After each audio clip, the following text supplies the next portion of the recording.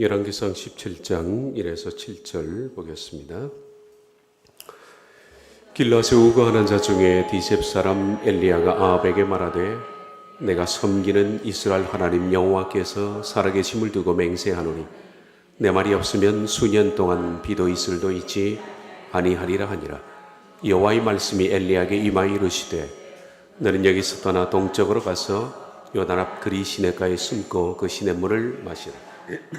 내가 까마귀들에게 명령하여 거기서 너를 먹이게 하려. 그가 여호와의 말씀과 같이 하여 곧 가서 요단 앞 그리 시냇가에 머물매 까마귀들이 아침에도 떡과 고기를 저녁에도 떡과 고기를 가져왔고 그가 시냇물을 마셨으나 땅에 비가 내리지 아니하므로 얼마 후에 그 시내가 마르니라. 아멘.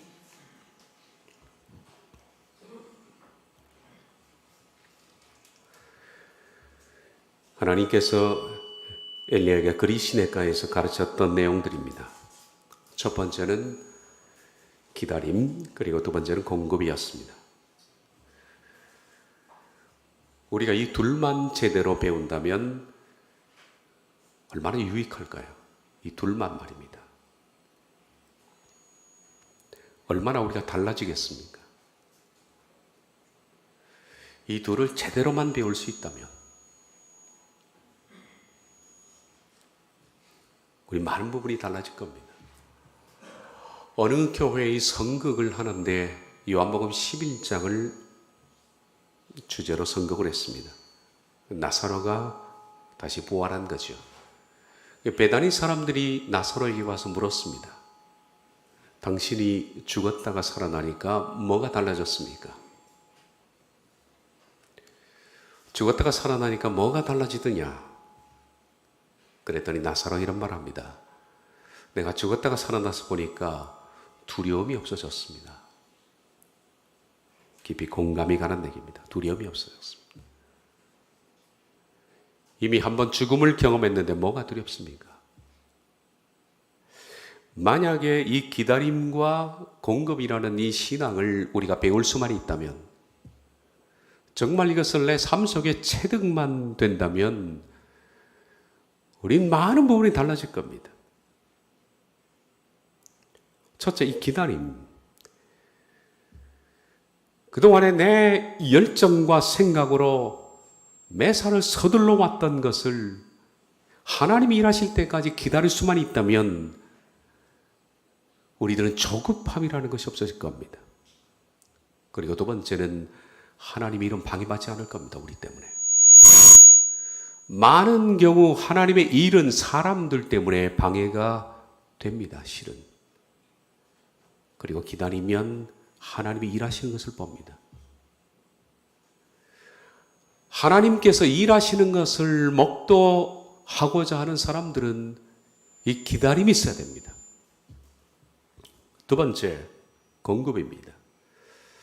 모든 것을 하나님이 공급하신다라는 사실을 깨닫는다면 사람은 첫째는 염려하지 않습니다. 다 공급하시는데. 그리고 두 번째는 두려워하지 않을 겁니다.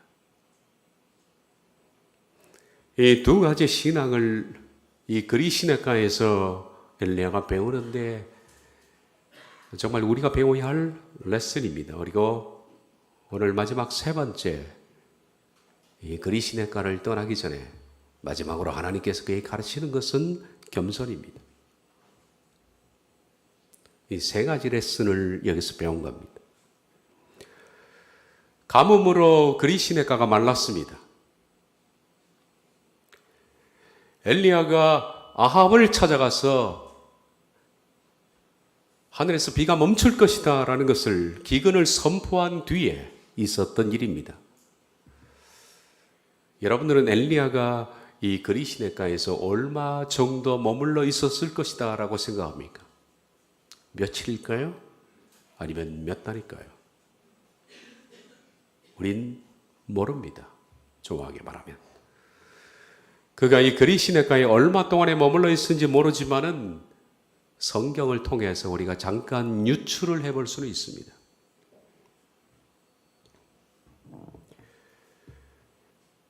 그가 여호와의 말씀과 같이 하여 곧 가서 요단 앞 그리 시냇가에 머물매 까마귀들이 아침에도 떡과 고기를 저녁에도 떡과 고기를 가져왔고 그가 시냇으로 마셨으나 땅에 비가 내리지 아니하므로 얼마 후에 그 시내가 마르니라. 얼마 후에 말랐다. 하나님께서는 아침과 저녁에 까마귀들을 통해서 그에게 먹였습니다. 그리고 얼마 후에 시냇물이 말랐습니다. 이 얼마 후가 어느 정도의 시간인지는 모릅니다. 도통할 수가 없습니다. 그러나 추측은 해볼 수가 있습니다. 자, 팔레스타인은 2번 1년에 비가 옵니다. 이른 비와 늦은 비입니다. 그리고 이 그리 시냇가는 여단강이라는 큰 물줄기의 작은 지천입니다.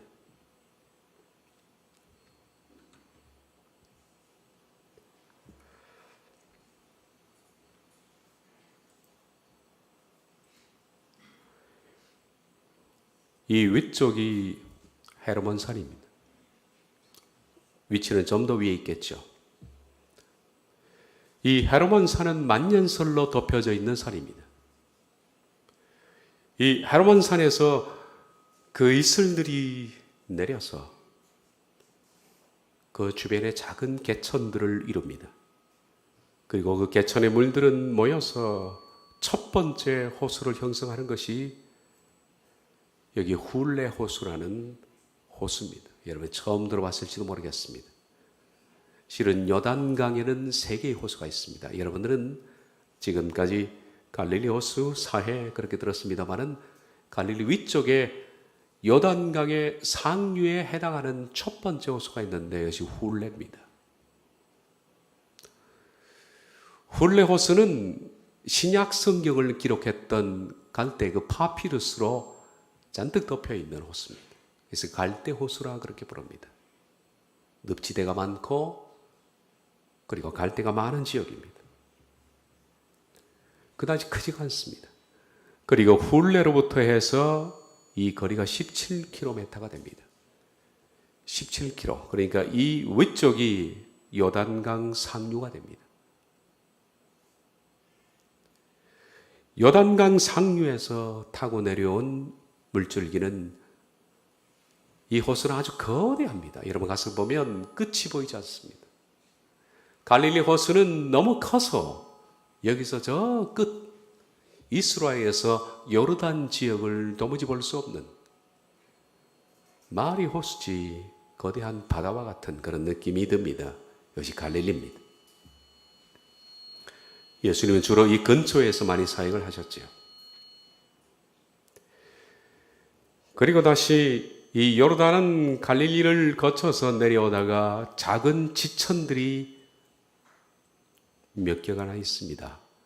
그 중에 한 지천이 바로 디셉이라는 동네로 흘러가게 됩니다. 거기에 그리 시냇가가 있고요. 좀 내려다 보면 이 정도쯤에 얍복강이라는 것을 들어보셨을 겁니다. 얍복강은 요단강의 하류에 있는 지천에 해당되는 강의 이름입니다. 창세기 32장부터의 배경이 되었던 그런 장소죠. 야곱이 기도했던 장소예요. 그러니까 요단강에서 비교적 중류 위쪽에 해당하는 지천에 그리 시냇가가 있습니다. 그리고 몇 미터 사이로 이어집니다. 얼마 후에 그 시내가 말랐다 그렇게 되어 있습니다. 이쪽이 말랐다는 얘기입니다. 그런데 이른 비와 늦은 비가 1년에 딱 한 차례 오는데 한 번 비가 오지 않았다고 해서 요단강 물이 마를까요? 저는 그렇게 보지 않습니다. 이쪽 물이 마르기 위해서는 이 갈릴리 호수의 물이 수위가 현격하게 낮아져야 됩니다. 요단으로 내려가는 요단 강물보다 갈릴리 호수의 바닥이 더 낮아져야만 이쪽으로 물이 내려오지 않습니다. 갈릴리 호수가 낮아졌다는 것은 위에 훌레 호수와 헤르몬산에 물줄기가 막혔다는 얘기죠.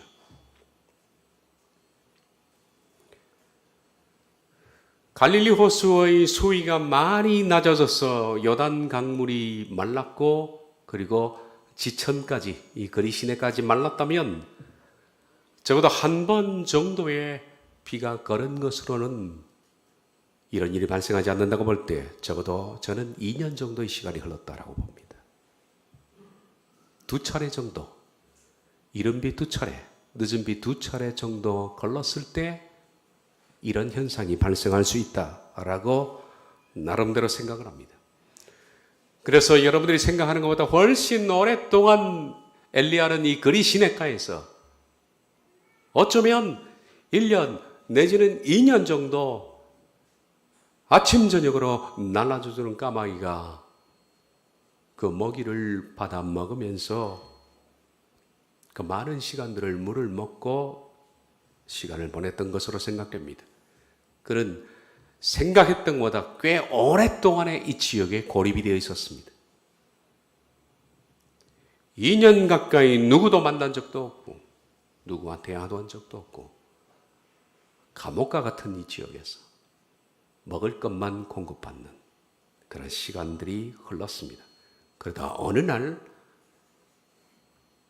계곡이 말랐습니다. 땅에 비가 내리지 아니하므로 얼마 후에 그 시내가 마르니라. 얼마 후는 적어도 1년 내지는 2년의 시간이라고 생각합니다. 그 시간이 흐른 뒤에 엘리야는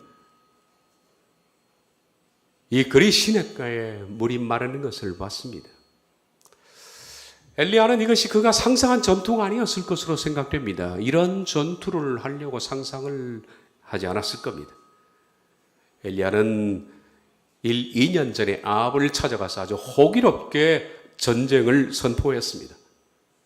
앞으로 내가 말하지 않으면 하나님께서 하늘에서 비를 내리지 않을 것이다. 엘리야는 아마 제가 생각컨대 이 전쟁의 중심부에 자기가 서서 사역을 할 것으로 생각을 했을 겁니다. 거의 그렇게 생각합니다. 교회 일이든 목회든 아니면 선교의 일이든 대부분의 사역자들은 그렇게 생각합니다. 어떤 사역을 한다는 것, 그것은 내가 하나님의 일의 중심부에 서서 내가 그 일을 감당한다라고 생각을 하는 겁니다. 하나님의 일을 한다는 것은 하나님께 능력을 받아서 자신이 그 일의 중심부에 서서 그 일을 해나간다라고 생각합니다. 그래서 많은 사역자들이 하나님께 기도하기를 능력을 달라 그렇게 기도합니다. 교회에서 작은 일이라도 맡기면 그렇게 말합니다. 저는 능력이 없습니다. 능력을 받아서 일을 한다라고 생각하기 때문입니다. 많은 사역자들이 그렇게 생각합니다. 모세도 하나님께서 80세 때 부르셨을 때 하나님 저는 이 일을 할 만한 능력이 못 됩니다. 다른 사람을 찾아보십시오. 라고 말했던 것을 기억할 겁니다. 많은 사역자들은 그렇게 생각합니다.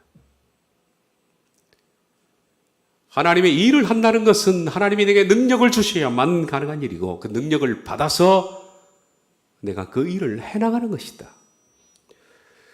그렇게 생각하는 것은 저도 마찬가지였습니다. 목사가 된 후에 교회도 건축을 했습니다. 저는 무엇이든지 해낼 수가 있고 또 해야만 했습니다. 하나님의 영광을 위해서 무슨 업적을 남겨야 된다고 생각을 했습니다. 오만한 생각이었지만 그 당시 지식이나 설교적 능력이나 다른 여건도 이 정도면 일하기에 충분하다고 생각을 했습니다. 그래서 하나님께서 하시는 일의 사역의 중심부에 서서 나는 큰 일을 할 수 있다. 그리고 해야만 한다라고 생각했습니다.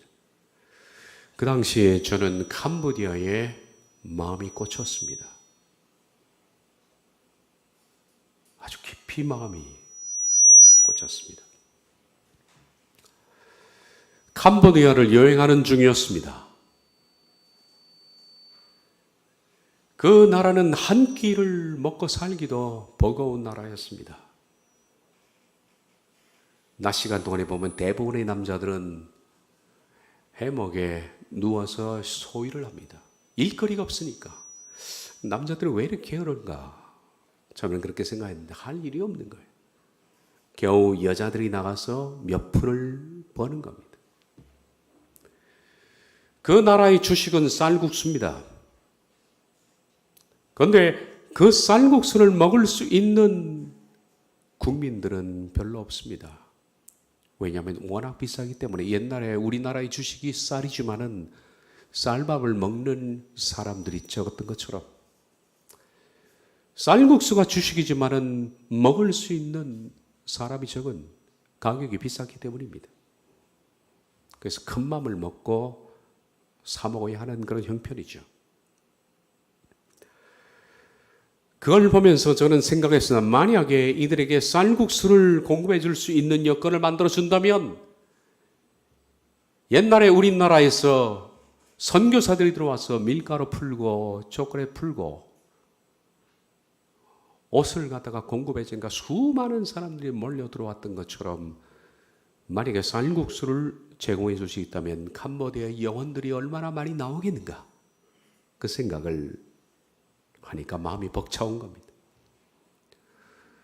저는 어쨌든 간에 이 캄보디아에 쌀국수 공장을 지어야만 됐습니다. 돈이 부족한 거죠. 그러나 할 수 있다고 생각했습니다. 꿈은 그렇게 컸습니다. 큰 쌀국수 공장을 짓고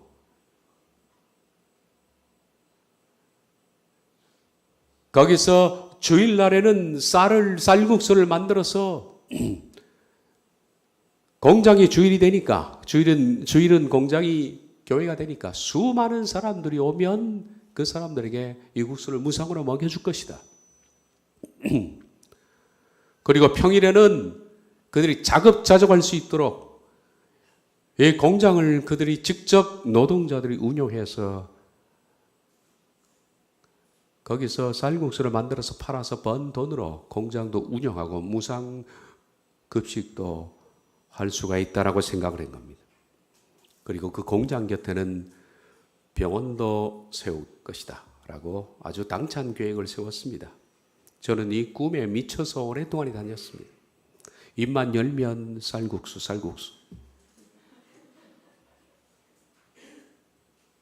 저와 함께 길을 걸어온 사람들은 제 꿈을 잘 알 겁니다. 저는 그 당시에 10년 넘도록 이 꿈은 하나님이 제게 주신 꿈이다라고 확신했습니다. 그리고 이 꿈은 반드시 이루어져야 하고 하나님의 영광을 위해서 반드시 성취되어야 하고, 그 일의 중심부에는 내가 서서 나를 통해서 복음의 통로를 열어놓는다면 하나님의 위대한 구령 사역이 얼마나 멋지게 진행될 것인가, 그 꿈을 꿨습니다.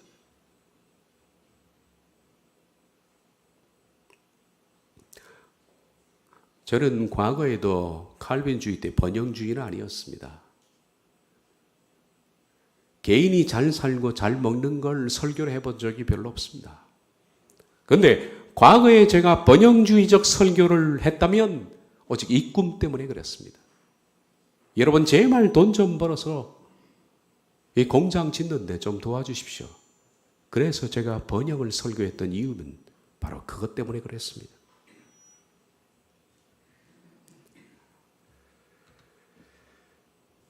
이것이 거의 착각이었다라고 생각합니다. 아마 이런 착각은 엘리야에게도 그랬을 것입니다. 엘리야는 가슴이 뜨거웠습니다. 이 이스라엘과 한판 전쟁을 벌이면서 그는 중심부에 설 것이라고 생각했습니다. 그런데 하나님은 그를 그릿 협류 계곡에 밀어넣었습니다. 그것도 제가 말씀드린 것처럼 아주 긴 시간 동안에, 어쩌면 2년 가까운 시간 동안에 그를 고립시켰습니다. 마음은 급한데, 마음은 불이 타는데 그는 고립된 겁니다. 얼마나 시간이 흘렀을까?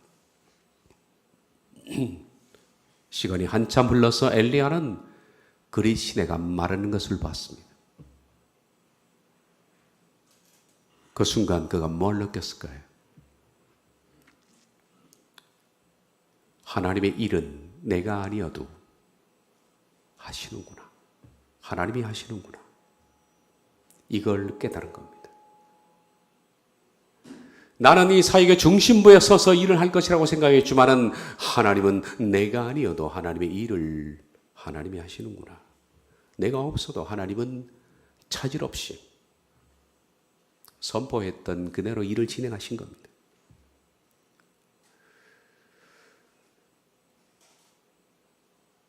저는 제가 있어야 된다고 생각했습니다.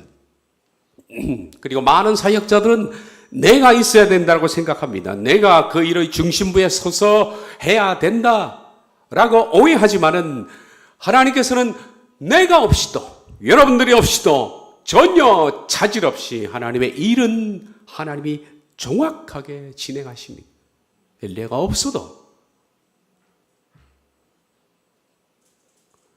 시냇물은 마른 겁니다. 그가 한 것이 뭘까요? 엘리야는 그를 돌아봤을 겁니다. 내가 뭘 했을까? 한 것이 없습니다. 딱 하나. 그것은 가뭄이 올 것이라는 것을 가서 말로 아합에게 전한 것 외에는 없습니다. 그는 그 문장 하나 이거 전했습니다. 나머지는 누가 했어요? 나머지는 다 하나님이 하셨습니다. 어쩌면 그가 아합에게 이 말을 전하지 않더라도 관계는 전혀 없을 겁니다. 우리들은 종종 오해할 때가 있습니다. 하나님의 일을 한다는 것은 내가 그 중심이 된다라고 생각합니다. 그래서 능력을 달라고 기도하는 겁니다. 요셉은 나이가 17대 하나님께 꿈을 봤습니다. 그 꿈은 여러분이 잘 아시는 것처럼 해와 달과 별들이 그에게 절을 하는 꿈이었습니다. 해는 아버지를 상징하고 달은 어머니를 상징하고 그리고 별들은 형제들을 상징한다. 그 형들을 상징한다. 라는 것을 잘 알고 있습니다. 아버지와 어머니 그리고 형들이 절을 할 정도면 이건 보통 사람은 아닙니다. 왕족 정도가 되지 않으면 그런 일은 벌어지지 않죠. 요셉이 받은 꿈은 거의 왕족에 버금가는 그런 사람이 될 것이라는 꿈이었습니다. 이 꿈을 꾸고 요셉은 그동안에도 아버지의 특별한 보호를 받아서 철이 없었는데 그는 기고만장했을 겁니다. 자신을 대단한 존재라고 생각했습니다. 부모와 형들까지 나에게 절을 하는 존재가 되니 이 꿈을 꾼 이후로 요셉은 그의 삶이 뭐가 달라졌느냐? 그 꿈과는 전혀 반대의 상황이 펼쳐지기 시작했습니다. 형들은 그를 더 미워했고 절은커녕 그를 애굽의 노예로 팔아버렸습니다. 애굽에서 그는 보디발의 집에 종살이를 하게 됩니다. 거기서 보디발의 신임을 받았지만 이제는 뭔가 좀 되나보다 생각했는데 그의 아내의 유혹을 거절한 대가로 그는 어두운 감방에 수감이 됩니다. 한마디로 요셉은 되는 게 없는 겁니다. 그 꿈은 너무나 멀리 있는 겁니다. 그는 현실에서는 되는 게 하나도 없습니다. 절망했을 겁니다. 어느 날 그 감방에 왕의 신임을 받는 두 장관이 들어왔습니다. 그 두 장관을 옥바라지할 기회를 요셉이 받았습니다. 이 둘은 같은 날 동시에 꿈을 꾸었고 그 중에 한 장관의 꿈은 얼마 후에 그가 복직될 것이라는 그런 꿈인 것을 요셉이 알았습니다. 그리고 그를 붙들고 요셉은 말합니다. 저를 석방되면 저를 꼭 기억해 주셔서 저를 이것에서 꺼내 주십시오. 그리고 그 장관은 말했습니다. 내가 반드시 그리하마. 내가 너에게 은혜를 입었기 때문에 너를 이것에서 꺼내 주마라고 약속을 했습니다.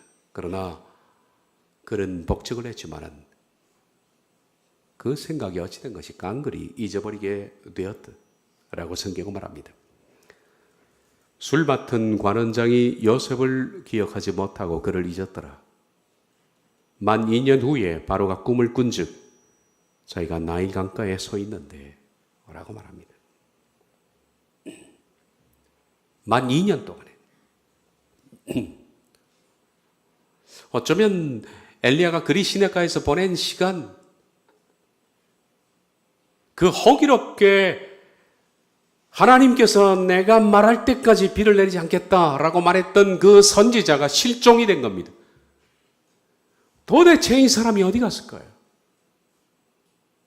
아합은 대단한 선지자인 줄 알았습니다. 왕궁이 들썩였고 국민들은 놀랐습니다. 이 엄청난 선지자가 딱 한마디 해놓고 완전히 실종이 된 겁니다. 거의 2년 가까이 그리 시내가에서 하나님은 그를 고립을 시켜놨으니까 죽었는지 살았는지 사람은 그를 도저히 알 수가 없었습니다. 잊혀진 사람이 된 거죠. 하나님이 자주 쓰시는 방법일까요? 요셉도 마찬가지로 잊혀진 사람이 되게 한 겁니다. 다 잊혀졌습니다. 만 2년 동안에. 얼마나 갑갑했을까? 요셉의 입장에 서보십시오. 얼마나 갑갑했을까? 도대체 이런 상황을 어떻게 받아들여야 합니까? 하나님께서 그를 쓰시겠다고, 그것도 부모가 절할 존재까지 엄청난 자리까지 그렇게 말씀을 하셨는데, 그 말씀을 하신 그 뒤로부터 13년 동안에 하나님께서는 요셉에게 아무런 인도하지 않았습니다. 13년이 지난 지금까지 그는 밑바닥을 그때부터 기고 있는 겁니다. 차라리 그 꿈을 꾸기 13년 전이 훨씬 나았습니다. 그는 아버지께 사랑을 받았고, 그래도 인정받는 아들이었고, 형들도 아버지 때문에 요셉을 얻지 못하는 그런 존재였습니다. 잘 먹고 잘 살았습니다. 그런데 그 꿈을 꾼 뒤에 13년 그는 완전히 내리막길이었습니다. 좌절되었습니다. 도대체 하나님 뭘 하시나? 뭘 하시나? 뭘 하셨습니까? 하나님은 13년 동안에 하나님의 일을 하셨습니다. 엘리야는 묻습니다. 하나님, 그리 시냇가에 제가 가둬놓고 하나님 뭘 하십니까? 하나님은 하나님의 일을 하신 겁니다.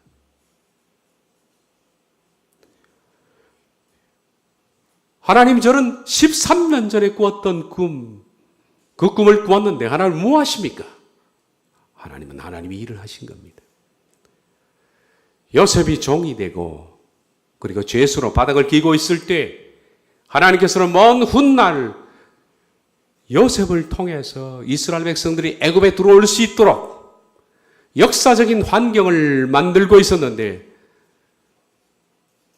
바로 그 시기에 이집트에는 쿠데타가 벌어지는 겁니다. 원래는 함 족속이었는데 셈 족속이 쿠데타를 일으켜서 함 족속을 노예로 삼고 드디어 셈 족속인 바로가 탄생을 하는 겁니다.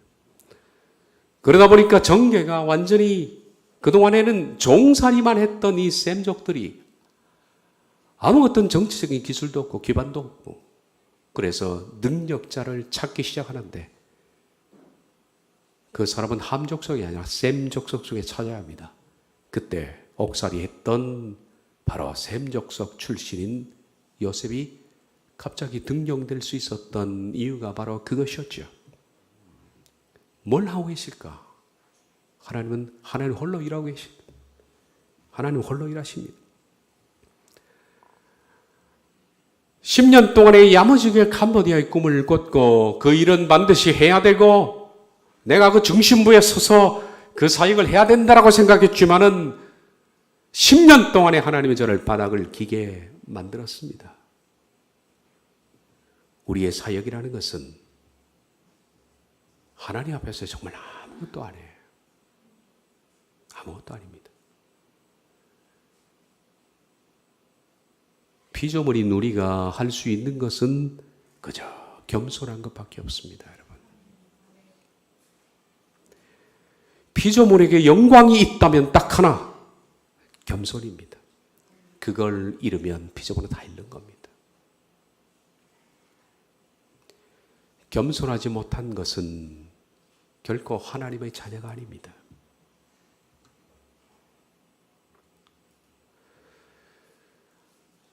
사람은 겸손하지 않으면 아무것도 아닙니다.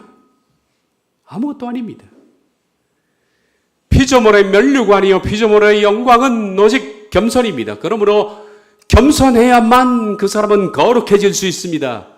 근데 많은 사람들이, 특히 일하려고 하는 사람들은 겸손하기가 힘이 듭니다. 어떤 중심부에 설 때, 사람에게 박수를 받을 때 사람은 쉽게 교만해지는 겁니다. 마치 자기 자신이 사람의 중심에 있는 것처럼, 하나님의 사역의 중심부에 서 있는 것처럼 그렇게 착각할 때가 많이 있다는 겁니다. 마치 내가 하나님의 일을 하고 있는 것처럼, 내가 하나님의 위대한 통로가 되는 것처럼 큰 소리를 냅니다. 그러나 예수님이 말씀하십니다. 만일 이 사람들이 잠잠하면 돌들이 소리를 지르리라. 예수님을 영화롭게 하는, 영광을 돌리는 그 사역자들, 그들이 없어도 괜찮은 겁니다. 그들이 없어도 돌들이 소리를 지를 것이다. 너희 대신에. 사역자는 돌멩이보다 못한 존재일 수도 있다. 우리가 아니어도 하나님은 능히 하십니다. 제가 캄보디아의 꿈을 꾸지 않더라도 하나님은 하나님의 일을 차질없이 하는 겁니다. 이스라엘 백성들이 지금 하만에 의해서 몰살될 위기에 처해 있었습니다. 그때 왕궁에는 왕비가 유대인이었습니다. 아무도 몰랐죠. 에스더였습니다. 그의 삼촌 모르드게가 에스더에게 이렇게 말합니다. 네가 만일 잠잠하여 말이 없으면 유대인은 다른 데로 말미암아 노임과 구원을 얻을 것이다. 하나님께서 오늘 너를 이를 위해서 왕비로 세우셨다. 그러나 이 순간에 네가 입을 닫고 있다면 하나님은 다른 사람을 통해서 이 일을 하실 것이다. 그러나 나는 네가 일을 하기를 바란다. 에스더가 뒤늦게 깨닫는 겁니다. 하나님은 우리가 아니어도 얼마든지 하나님의 일을 하십니다. 제가 아니어도 하나님께서는 충분히 하나님의 일을 하십니다. 제가 아니면 교회가 무너질 것 같죠? 천만의 말씀입니다. 아무 상관이 없습니다. 전혀 차질이 없습니다. 겸손은 나는 죄인이다, 나는 아무것도 아니다, 나는 무능하다라는 것이 철저히 인식되고 각인된 사람입니다. 나는 죄인 중에 괴수라는 사실이 내 뼛속 깊이 새겨지고 그것이 호흡이 되고 뼈가 되고 근육이 되고 살이 되고 피가 된 사람입니다. 그런 사람은 하나님 앞에서 자신의 부족함과 연약함 그리고 죄와 잘못을 통렬히 시인하는 사람입니다. 그러므로 겸손한 사람은 심령이 파탄된 경험을 가지고 있는 사람입니다. 그것이 바로 하늘의 성품입니다.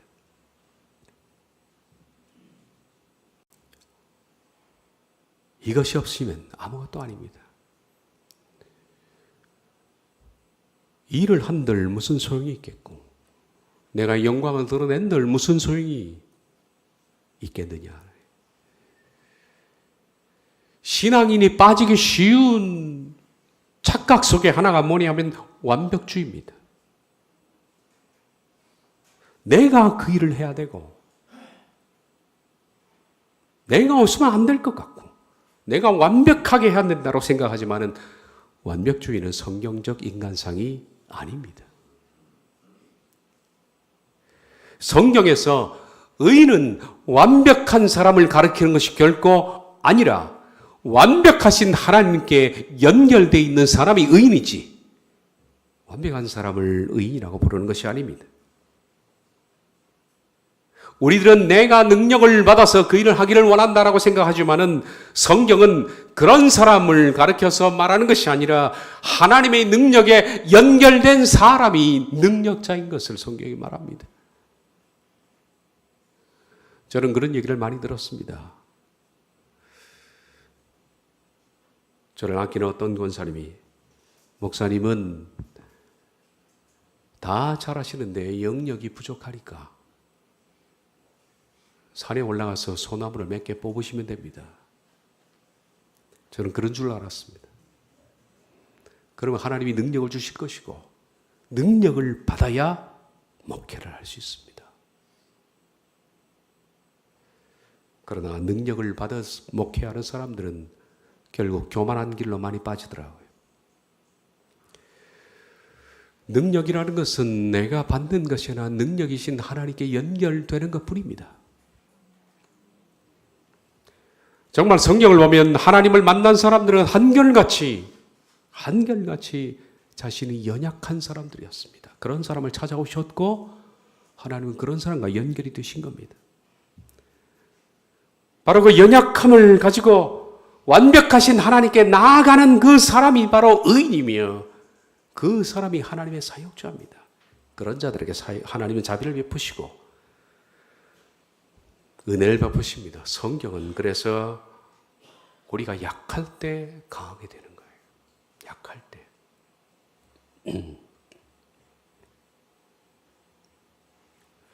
겸손이라는 단어입니다. 겸손이라는 명사입니다.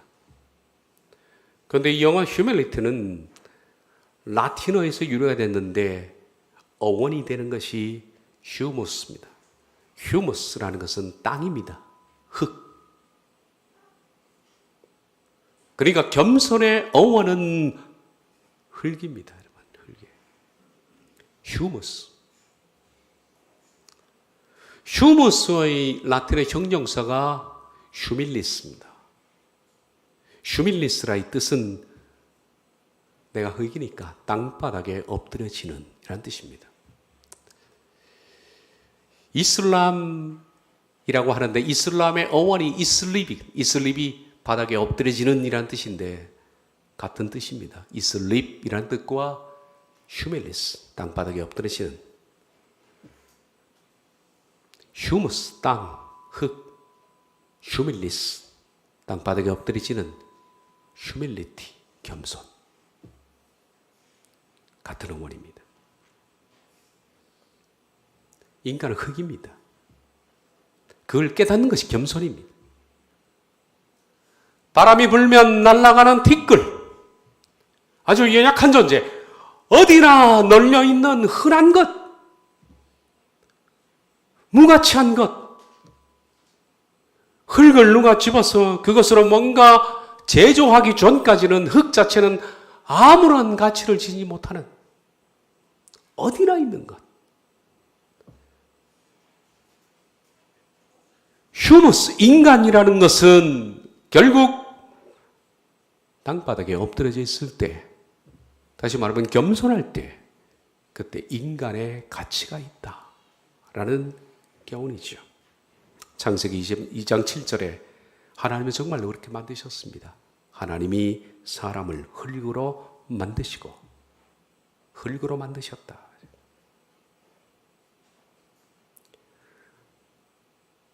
하나님이 흙으로 사람을 만드셨다. 아파르 민하 아다마, 바로 이 아다마가 흙입니다. 아파르 민하는 흙의 먼지입니다. 그러니까 진흙으로 만드신 것이 아니라 흙에서 불려다니는 마른 먼지를 모아서 하나님이 그걸로 인간을 만드신 겁니다. 흙보다 더 못한 것이 흙의 먼지입니다. 흙의 먼지. 흙의 먼지는 불면 날아가 버리는 것. 너무 가벼운 것, 아무것도 아닌 것. 이 아담아라는 것이 최초의 인간의 이름이 됐습니다. 아담. 아담의 원래 이름은 흙입니다. 그것도 흙이 먼지입니다. 아무것도 아니라는 겁니다. 너는 네 자신의 존재에 대해서 바로 알아라. 너는 불면 날아가는 흙의 먼지다. 네가 가치를 지니는 것은 바로 전능자의 손에 잡혀서 그걸로 뭔가 빚어질 때 흙이 도자기가 되는 것이고 흙이 물건이 되는 것이고 아무것도 아닌 것이라는 것을 자각해야 한다. 겸손해야 삽니다, 여러분. 성도가 되려면 겸손해야 됩니다. 겸손이라는 것은 신앙인이 사는 길이며 천국인이 걸어가는 길입니다.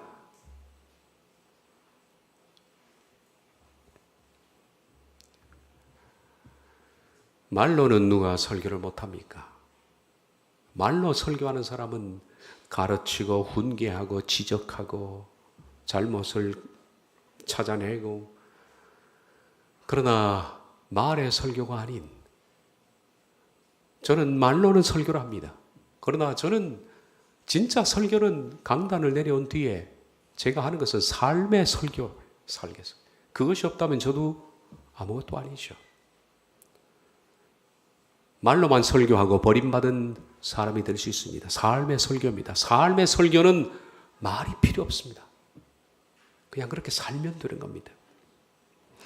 그러나 이것 삶의 설교만큼 강력한 설교가 어디 있습니까? 그것만큼 가만히 지니는 설교는 없을 겁니다. 좁은 길을 가는 사람들은 그러므로 한결같이 겸손한 사람들입니다. 자신들의 열정과 열심 그리고 사역들이 하나님 앞에서는 아무것도 아니라는 사실을 배운 사람들입니다. 돌들을 통해서도 하나님께서는 또 위대한 일을 하시는데, 엘리야가 없어도 하나님은 일을 하시고, 모세가 없어도 하나님 일을 하시고, 요셉이 없어도 하나님은 일을 하시는데, 나 같은 사람을 쓰시는 것에 대한 그 겸손한 감격, 이것이 없다면 아무것도 아니라. 좁은 길을 가는 사람들은 그러므로 땅에 엎드려져 있는 사람입니다. 휴밀리스, 땅바닥에 엎드려지는, 땅바닥에 엎드려져 있는 사람들. 저는 아무것도 아닙니다. 그저 죄인일 뿐입니다. 엘리야는 그리 시냇가에서 세 가지를 배웁니다. 기다려라. 누가 너를 먹이느냐. 그리고 오늘 마지막으로 겸손해라. 이것이 그의 근육이 됩니다. 그리고 다음 시간부터 그가 어떻게 이 근육을 가지고서 활동하는지를 봐야 합니다. 그러나 이것이 없으면 활동은 의미가 없는 겁니다. 기도하겠습니다.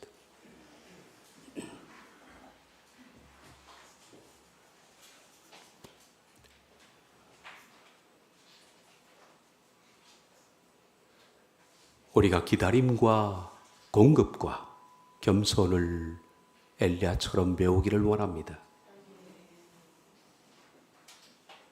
이것이 없으면 아무것도 아닙니다. 이걸 배우지 못하면 우리들은 아무것도 아닙니다. 위대한 일을 하기보다 하나님의 사람이 되게 해 주옵소서. 예수님의 이름으로 기도하옵나이다. 아멘.